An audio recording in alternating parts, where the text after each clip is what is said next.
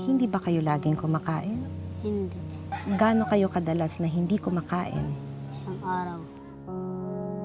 Isang buong araw hindi kayo kumakain? Paano ka nga ba mabubuhay? Meron! Kung salat sa lahat ng bagay.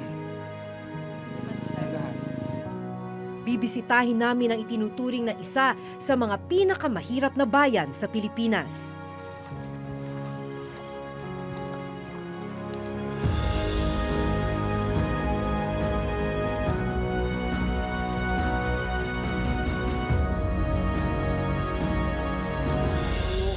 Tungod, sampag pasangyaw, sampag... Sa lugar kung saan ang mga may karamdaman, inaabutan na lang daw ng kamatayan. Ay, masakit nga po eh. Gawa lang. Kaya pa mabuhay. Pero wala naman, doktor.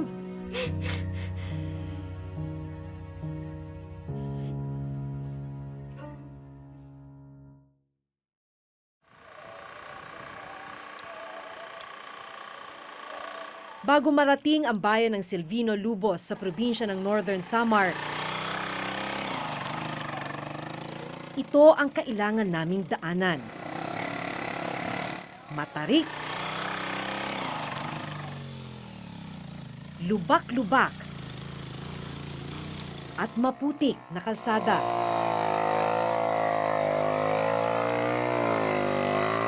Ang mga residenteng nakasabay namin, hirap na hirap sa pagtawid.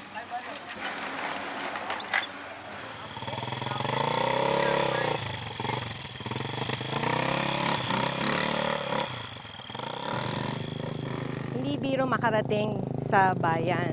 Kasi mula dun sa putol na yung highway, kailangan lakarin mo na tong rough road na to.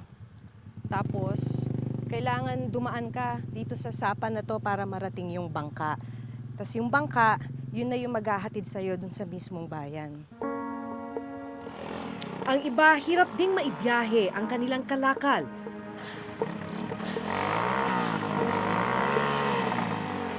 Tulad ng kopra at abaka.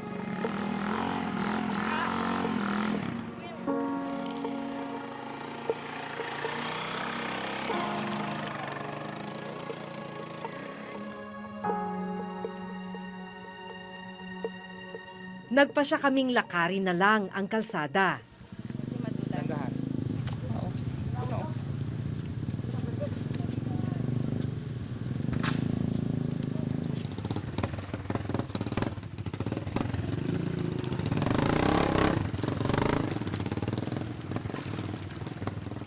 Kwento ng ilang mga residente na nakausap namin, may danger din yung paglalakad dito dahil pagka biglang umulan, biglang tumataas yung tubig tapos malakas yung current. Kaya hindi ka agad makakakilos, makakalayo. May danger nga daw na kung ikaw matrap sa ganung sitwasyon, pwede kang malunod.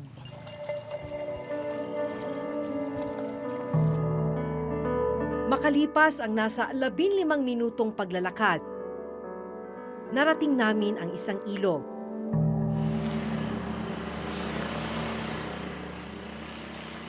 Dito sa may ilog, nakaabang na yung mga bangka na papunta sa bayan. So, kada ulo, ang singil, 50 pesos. Magandang umaga po.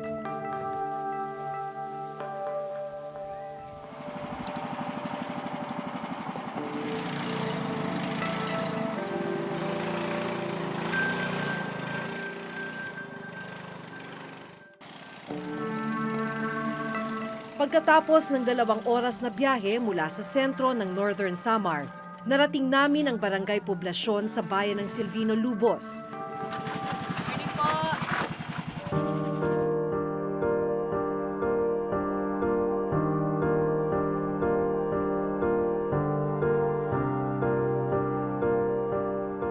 Inabot ng halos 1 oras yung pagsakay natin ng bangka para makarating dito sa bayan ng Silvino Lubos. Itong bayan na to, ang pinakamahirap na bayan sa Northern Samar.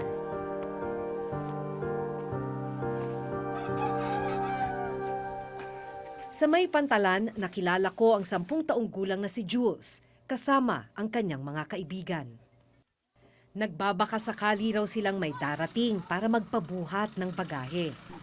Importante na may magpabuhat sa'yo. Bakit? Para saan yung pera? Minsan sa eskwelahan. Minsan pupunta ko sa sulok para makakita. Pag isang daan, pinupunta ko sa bahay pambili ng salinas. At bigas. Oh, Basta may makain lang. oh. 2 oras na silang naghihintay pero wala pa ring dumarating na pampasaherong bangka. Hanggang ilang saglit pa. Mabilis na nakipag-unahan si Jules sa ibang mga bata.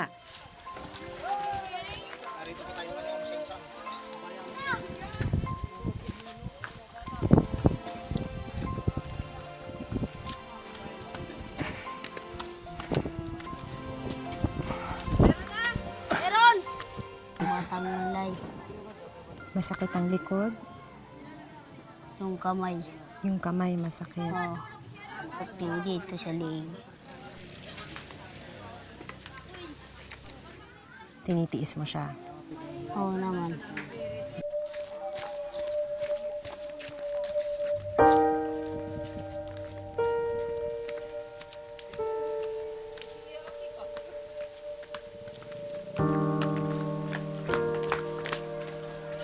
₱5 hanggang 10 piso lang ang inaabot sa kanila ng mga nagpapabuhat. Kulang pang pambili ng pagkain. 10 pesos. Anong bibili mo dyan? Ipon lang muna.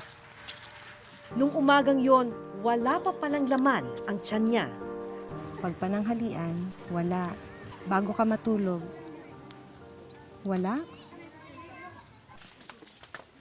Oras na ng pananghalian, nagpasya kaming samahan si Jules pauwi sa kanilang bahay. So anong ginagawa mo pagka wala ng pagkain? Ito sa bahay. Tinutulog mo na lang na gutom ka? Ito yung kuprasan namin. Ito ang koprahan? Oo. So nagkukopra ka rin? Nagbubuhat ka rin? Oo naman. Ba't hindi kayo nagkukopra ngayon? Wala pa. Pagdating sa bahay, sinalubong ako ng lolo ni Jules na si Lolo Juanito. Hindi namin inasahan ang matutuklasan namin dito. Condolences po. Ano ho nangyari dun sa apo niyo? Yung sakit, yung mata, nagkasakit. Yung naniniring yung mata. Sa uma. Ngayon, dinala dito sa amin. Dinala dito sa bahay. Nag-sinter doon yung mga midwife. Wala kami ng doktor eh. Masakit nga po eh. Gawa lang. Kaya pa mabuhay. Pero wala naman doktor.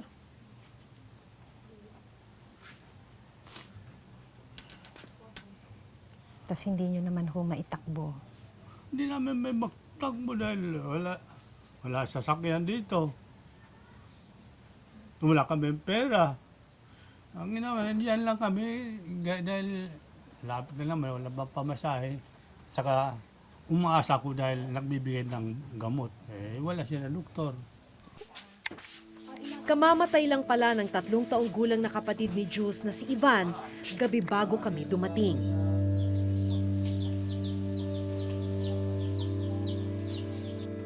Kwento ni Lolo Juanito at ng tatay ni Jules na si July, bigla na lang nahirapang huminga at nanilaw ang mga mata ni Ivan. Dinala nila ang bata sa Rural Health Unit sa bayan pero paracetamol lang ang naibigay dito. Sakit sa loob ko. Gawa na, kahit man mabuhay. Bakit namatay? 2 oras ang layo ng pinakamalapit na ospital sa kanilang bayan na kailangan pang tawirin ng bangka at habal-habal. Panghihinayang ni July, madadala na sana niya si Ivan sa ospital matapos siyang makapangutang ng 3,000 pesos na pambayad sa sasakyan at paunang bayad sa ospital. Pero hindi na ito inabutan ng bata. Pag uwi ko dito, ayun yung bata. Nakita ko iba na yung lagay niya, yung mukha niya. Sabi ko, sige, mangutang ako.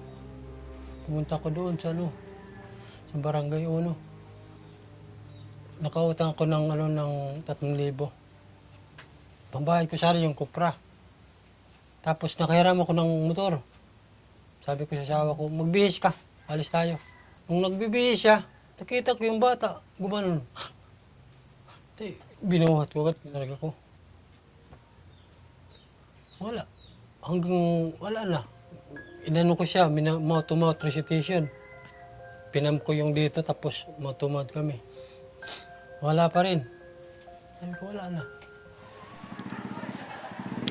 Sadyang mahirap daw ang buhay sa lugar nila.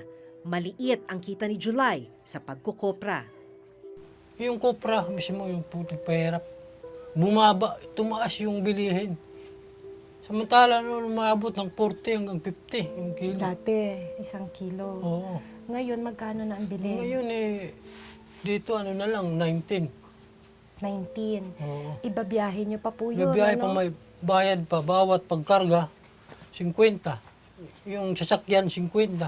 100 na bawat sako. So kayo po ba nararamdaman ninyo na pahirap ng pahirap yung buhay? Oo, pahirap ng pahirap talaga. Habang kausap namin ng lolo at magulang ni Jules, nakita namin siyang kumakain sa may labas ng kusina ng bahay. 3:00 ng hapon, ang unang kain niya ng araw na yon. Hindi ba kayo laging kumakain? Hindi. Gaano kayo kadalas na hindi kumakain? Isang araw. Isang buong araw hindi kayo kumakain? Walang kain? Wala. Ang malungkot dahil sa kawalan ng pera, wala rin silang pampagawa ng ataol para kay Ivan. Pagdayigon ang Santos nga Trinidad nga usa lang nga Kaya binalot na lang sa kumot ang bata. punuan tungod sa pagpasangyaw, sa pagtuo, waray sugat nga kamaubay o kamalulubuyo ibig pasay Kinahapunan, dumating ang kaibigan ni Lolo Juanito na gagawa ng ataol. Si Lolo Budok nagmalasakit, nagawa ng ataol si Ivan.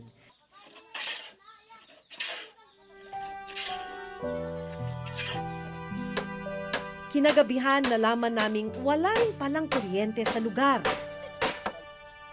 Kahit madilim, nagpatuloy si Lolo Budok sa pagpapanday ng ataol.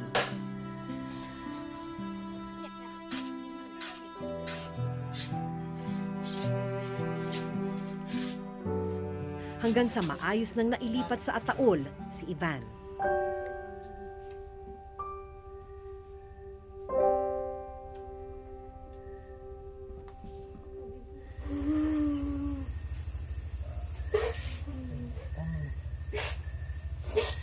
Tama na.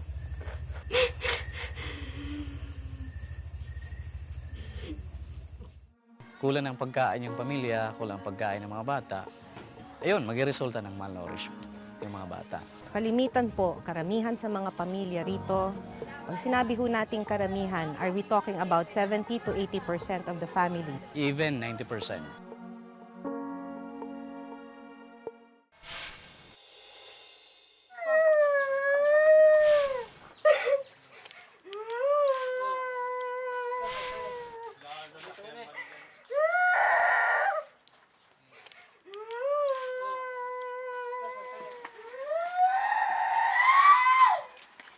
Dahil hindi na embalsamo, kinailangang ilibing kaagad ang bata kinabukasan.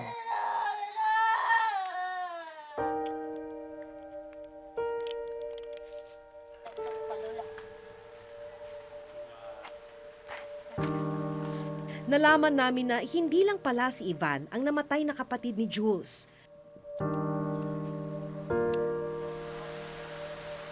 Noong 2003, namatay din ang nooy 3 buwang gulang niyang kapatid sa hindi na lamang dahilan.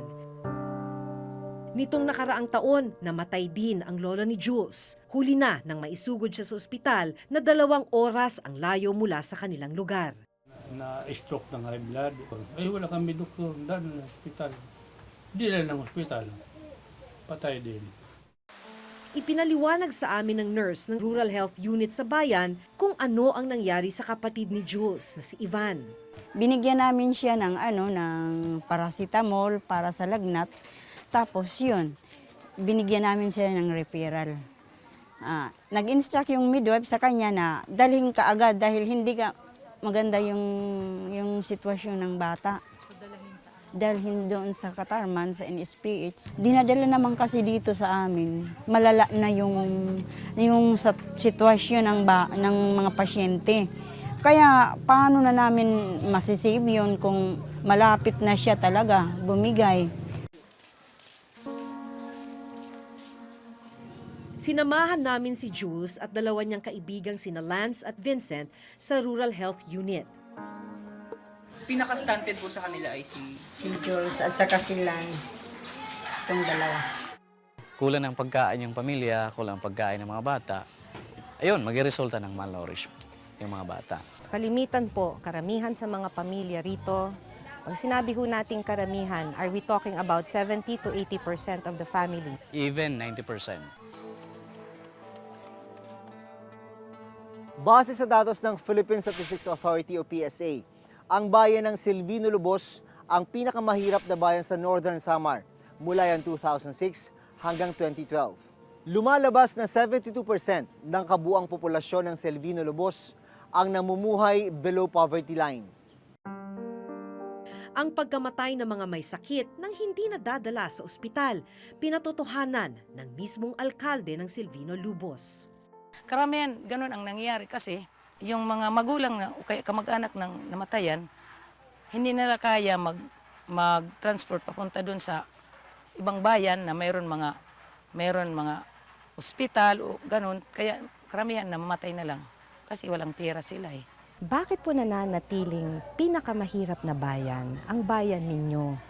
Karamihan ng mga tao dito magsasaka lang. Tapos kung meron sila mga produkto na ibibenta nila doon sa Katarman o ganun, mahirap mag-transport ng kanilang mga produkto. Nagpapahirap dito ng aming bayan, yung transportation. Ginagawa namin ang makaya namin na para mapabuti ang bayan namin. Ayon kay Mayor Espinar, mahigit 85 million pesos ang IRA o Internal Revenue Allotment ng bayan ng Silvino Lubos. Maliit na porsyento lang nito ang napupunta sa social services, kabilang ang healthcare, edukasyon at food subsidy. Nagbabudget naman kami dito. 55% papunta sa PS, yung personal services. So kalahati po ng budget napupunta sa pasweldo? 55%. 55%. 55%. So kung bibilangin po natin, magkano po ang napupunta sa social services? Kasi kasama doon yung health services na yun, under social. Opo, kasama yung health. Mga 15 to 20%. Ang kanilang hirap tila isang siklo na. Kaya si Jules nagsisikap para sa pangarap na maiahon sa hirap ang pamilya. Bakit pumapasok ka pa rin? Importante makapasok ako. Pinaghirapan ng pamilya ko yun. So wala kang balak iwanan yung pag-aaral mo? Ano ba pangarap mo? Maging pulis. Mabuti ang buhay namin. Kasi wala kang kinakain. Sa kabila ng pagiging mahirap ng Silvino Lubos, nadaanan namin ang kalsadang ito na hindi tapos at dalawang school building sa Silvino Lubos Vocational High School na inabandona.